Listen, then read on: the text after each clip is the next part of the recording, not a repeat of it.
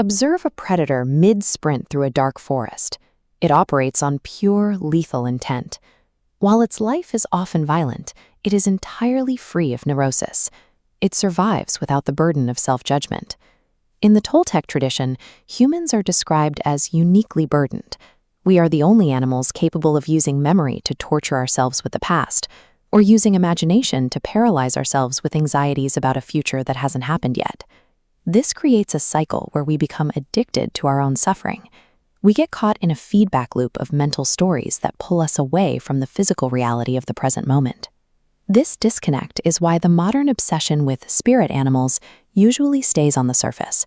We treat them as personality badges or online quizzes, stripping away the psychological rigor required to work with these archetypes. Toltec shamanic work uses nature as a literal mirror. It's a tool for self-investigation that forces us to see our own behaviors with the same neutrality we use to watch a hawk hunt or a beetle scavenge. The premise is simple. The traits we find most striking in an animal are reflections of our own subconscious. We are essentially projecting our hidden qualities onto the wild world around us. If you want to use this mirror to change, the most important reflection is rarely the animal you find comforting. Real transformation begins with the animal that fills you with absolute primal dread.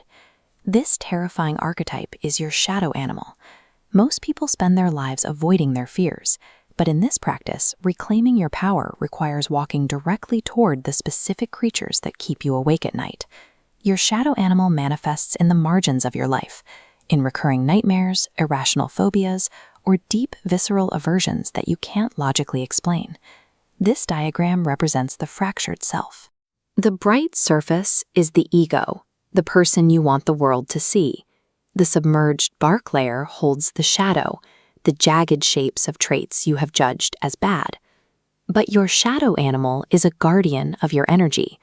By confronting it, you pull those jagged shapes back up, integrating the parts of yourself you've spent a lifetime rejecting. This makes the shadow animal an ally in a very convincing disguise. It isn't trying to destroy you, it is forcing you to stop being a stranger to your own strengths.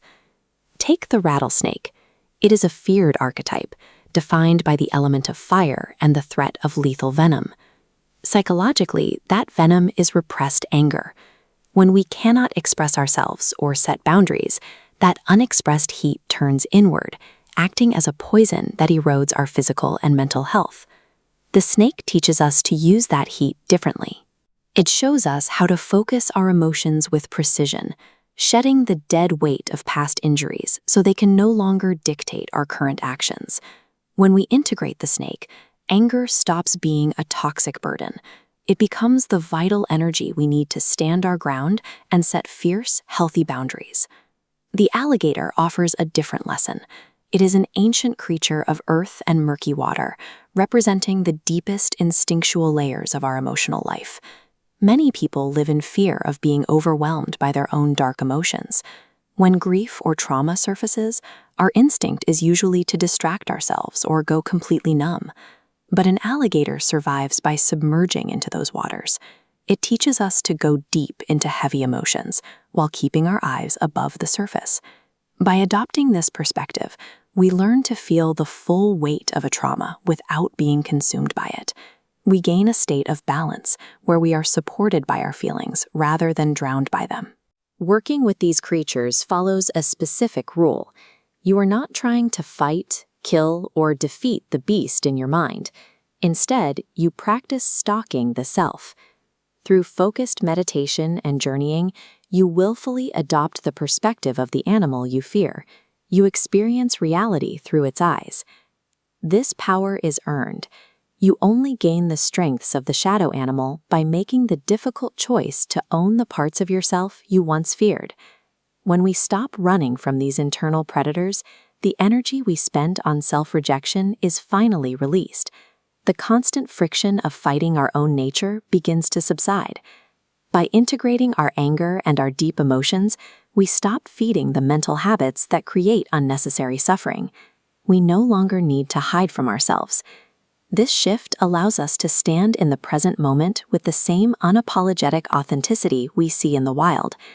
We stop being victims of our own stories and start living with intent. This process mirrors the ancient Toltec understanding of the natural world.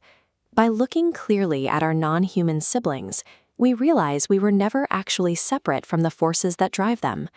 Accepting this connection allows us to stop reacting to life out of fear and start directing our own reality with focused clarity. We eventually realize that darkness within wasn't a threat to manage, it was the source of the very power we were looking for all along.